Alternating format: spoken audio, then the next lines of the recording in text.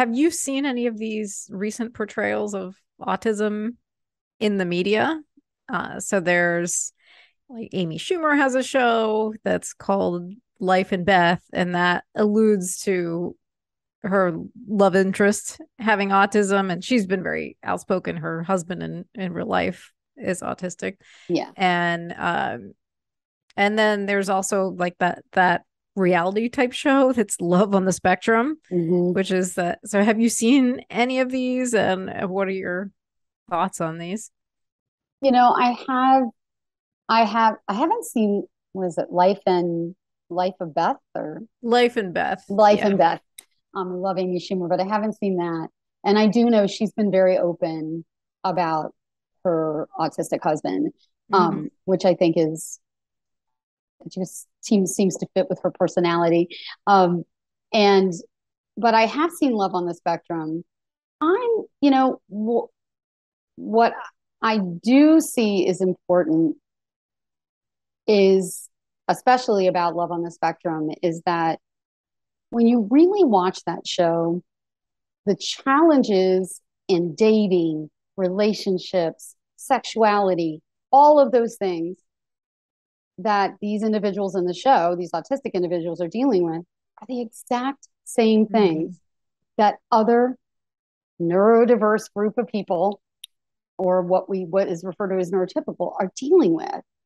And I think that kind of levels things a little bit. I'm hoping for people to see that and to understand that autistic people, are looking for the same things in life that we all are, to connect, to have relationships, to date, to get married if they want to decide maybe I don't know, maybe I am transgender. Maybe I am a part of the LGBTQ community, which we do see based on some of the more recent evidence that's often common, figuring out my sexuality like everybody else is doing, and that they want to be contributing members of society and have, employment that gives them satisfaction. These are all things that are not atypical for any other person. And I'm hoping that that helps people see that in that show. But I do also see that, and I also see that it does help portray some of the significant challenges.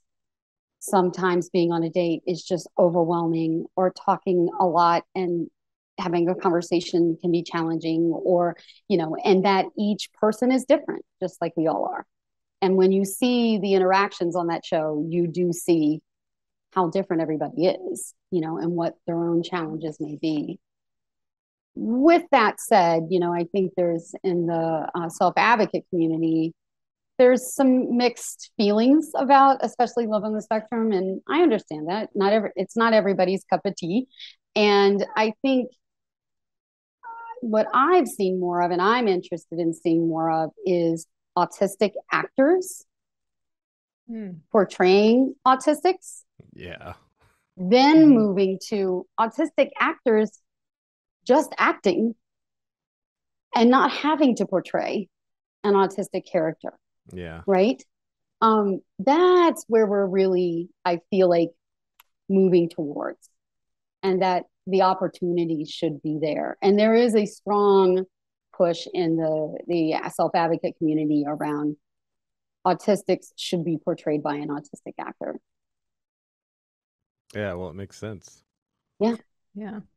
I'm For trying to sure. think. It has that. Do either of you know if that's ever happened There's a sh- before? If an there's a autistic show character on has been Netflix. Yep. portrayed? I can't remember what it's called, but I'm trying to remember it this is myself. kid. It's this kid and her and his sister are like the main characters. And oh, what is that called? Oh, neuro is it neurotypical? It might be called like Is it typical. neurodiversity or like? God, what's that called? It's like something. It's either typical or atypical or something like that. Yeah, one is called Oh, yeah. Atypical, but the other one I was thinking about that I've seen recently, and I'm not sure if it's on Netflix, and I thought it was really well done. All of the individuals in the show have autism. They're all Hmm. autistic actors. Oh, and it portrays adults, all autistic, living together with in a not in a sheltered setting, right. in an apartment with support. And I thought it was so well done. And the Oh, whole wow. show is autistic actors. It was fabulous. And I'm Oh, trying to what? remember if it was on. Yeah, well, I wonder what that Yeah, I'd like is. to know what show that is. Yeah. Yeah. I mean, Oh, other. it's called As We See It. And it's on Hmm. Prime, Amazon Prime. Oh, okay, cool. That's on Oh, my list It's now. about three 20 somethings. They live in an apartment in LA. of So you see course. lots of LA, of course, So LA. it's like every sitcom trope, only with only with autistic people. Like, But the entire cast that are portraying somebody with autism, they all have autism. And that's the first time that I experienced that. And I thought the show was extremely well done and very real. I wonder if the writers are also autistic. That would be interesting to know who Yes, writes for them. right. Like Mm. who's writing the script Mm-hmm. and giving the input.